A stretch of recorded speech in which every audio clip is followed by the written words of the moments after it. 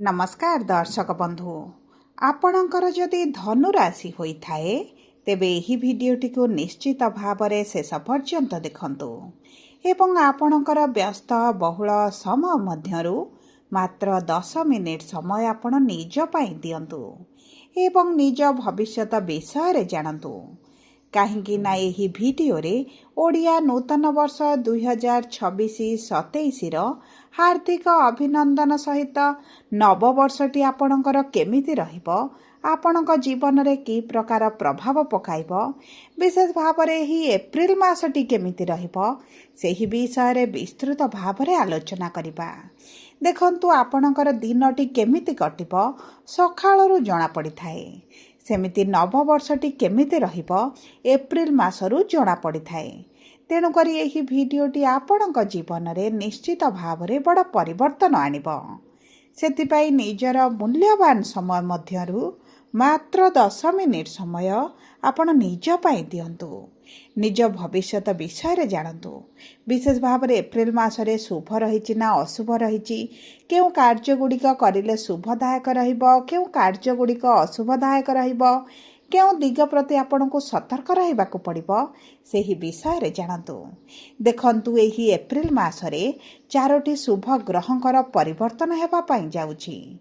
बुध शुक्र सूर्य एवं गुरुंक चलन रे हेबो महापरिवर्तन जो कारणरू भाग्य देव आपणकर साथ एवं पुणी थरे आपणक जीवन रे खुशी फेरिबा पाई जाउछि कारण एही एप्रिल मासरे आपणक राशि रे एक राजयोगर संयोग हेबा पाई जाउछि एवं एही 3टी शुभ ग्रहंकर गोचरटी आपणकर धनर भाव को हेबा पाई जाउछि जो कारणरू आर्थिक स्थिति रे हेबाकू जाउछि बड़ परिवर्तन जहाँ आपणकर किछि ना किछि अभिलाष को पूरण करबा पाई जाउछि एवं अनेक गुड़िए दिगरु आपणकू धन प्राप्ति हेबो लाभ प्राप्ति मध्य हेबा पाई जाउछि। तेबे आसंतु जानिबा एही एप्रिल मासरे केबे ठारू केउ क्षेत्र रे एवं की प्रकार परिवर्तन हेबा पाई जाउछि एवं सबुठारू मुख्य कथा हेउछि कोन रहिछि प्रतिकार जहाँ आपणकर अशुभत्व को दूर करिबो एवं शुभाशुभ फल को वृद्धि करिबारे साहाय्य करिबो।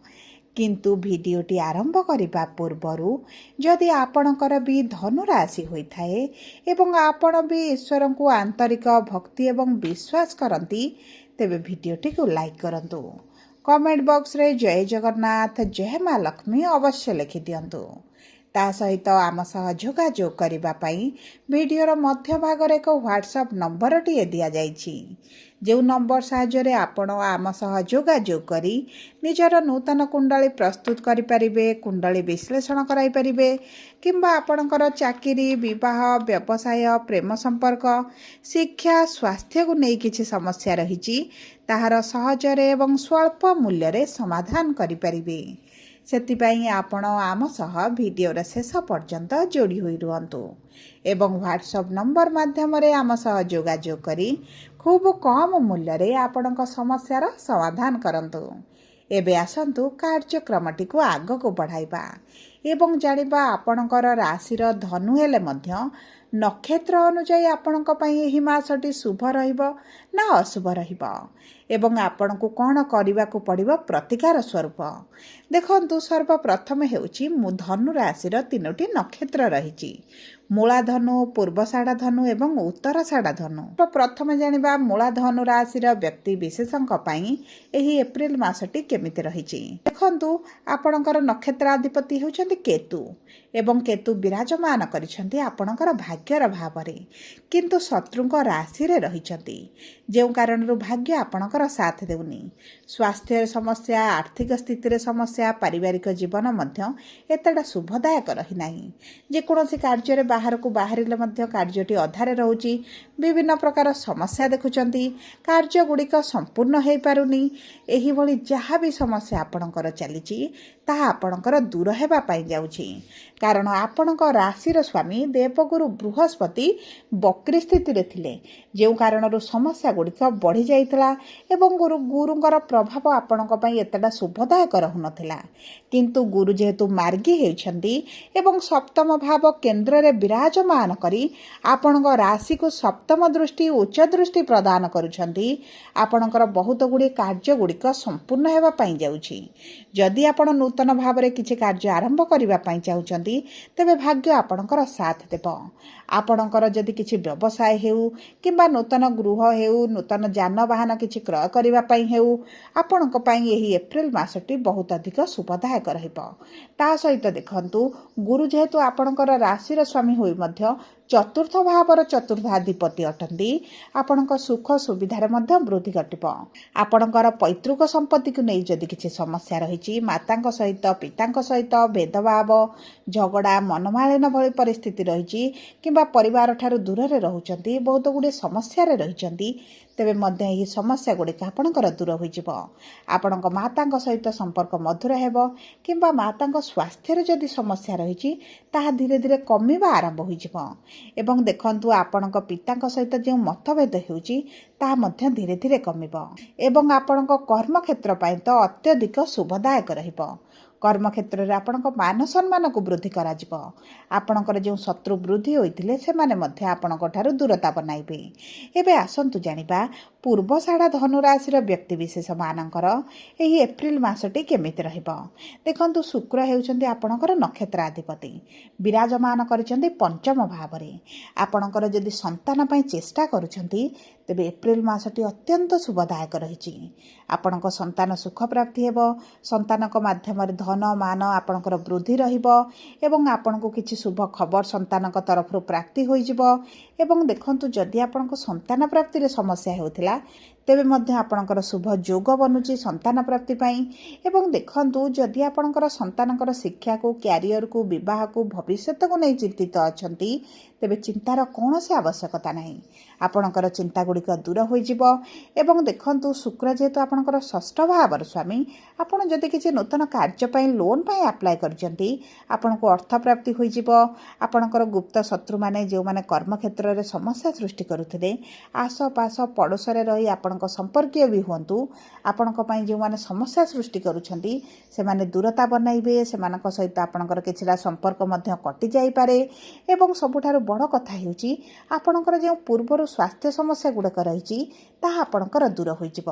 ଶୁକ୍ର ଏହି 19 ତାରିଖ ଦିନ ଆପଣଙ୍କର ଷଷ୍ଠ ଭାବକୁ ଗୋଚର କରିବେ ଏବଂ ନିଜ ରାଶିରେ, ନିଜ ଗୃହରେ ବିରାଜମାନ କରିବେ। ତେଣୁକରି ଆପଣଙ୍କୁ ନିଶ୍ଚିତ ଭାବରେ ଶୁଭ ଫଳ ପ୍ରାପ୍ତି କରିବେ।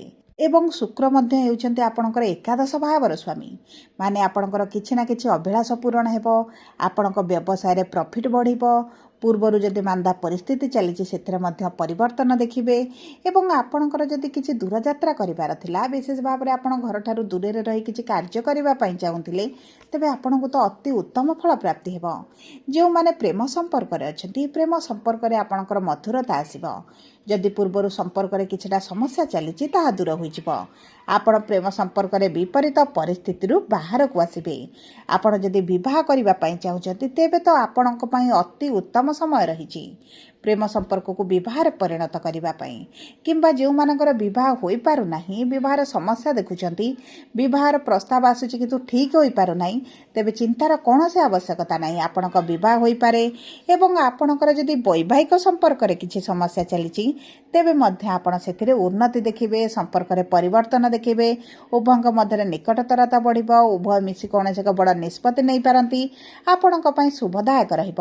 କିନ୍ତୁ ଖାଦ୍ୟ ପାନୀୟରେ ଆପଣଙ୍କୁ ଟିକେ ଦାୟିତ୍ୱ ନେବାକୁ ପଡ଼ିବ, ନଚେତ୍ ଆପଣଙ୍କ ମୋଟାପା ବଢ଼ିପାରେ, ଗ୍ୟାସ୍ ବଢ଼ିପାରେ, ଡାଇଜେସନରେ ସମସ୍ୟା ଦେଖାଦେଇପାରେ, ପେଟ ସମସ୍ୟା ଦେଖାଦେଇପାରେ। ସେଥିପ୍ରତି ଆପଣଙ୍କୁ ଦୃଷ୍ଟି ଦେବାକୁ ପଡ଼ିବ।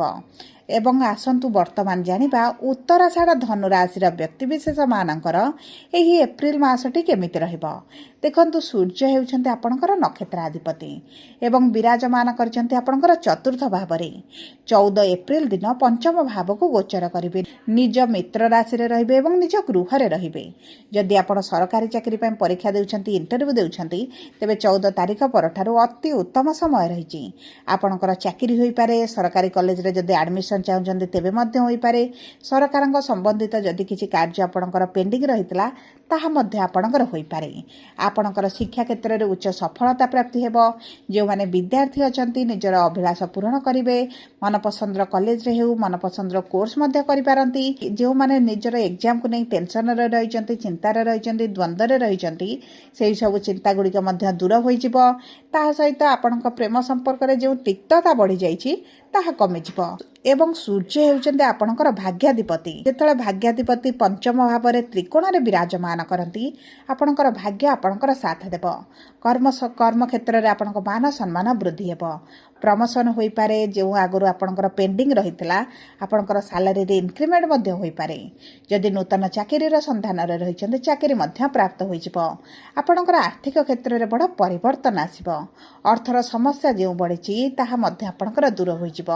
ଅଚାନକ ଧନ ଲାଭ ହୋଇପାରେ। କୌଣସି ନା କୌଣସି ସୂତ୍ରରୁ ଅର୍ଥପ୍ରାପ୍ତି ହୋଇପାରେ।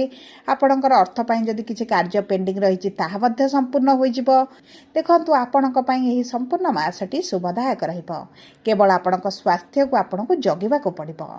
ସବୁ ପରେ ଅଶୁଭତ୍ୱକୁ ଦୂର କରି ଶୁଭାଶୁଭ ଫଳ ବୃଦ୍ଧି କରିବା ପାଇଁ ଆପଣ ପ୍ରତିଦିନ କୁକୁରଙ୍କୁ କିଛିଟା ଖାଇବା ପାଇଁ ଦିଅନ୍ତୁ। ପାଖରେ ହଳଦୀ ରଙ୍ଗର ରୁମାଲଟେ ରଖନ୍ତୁ। ଗୁରୁଙ୍କର ବୀଜ ମନ୍ତ୍ର ପାଠ କରନ୍ତୁ।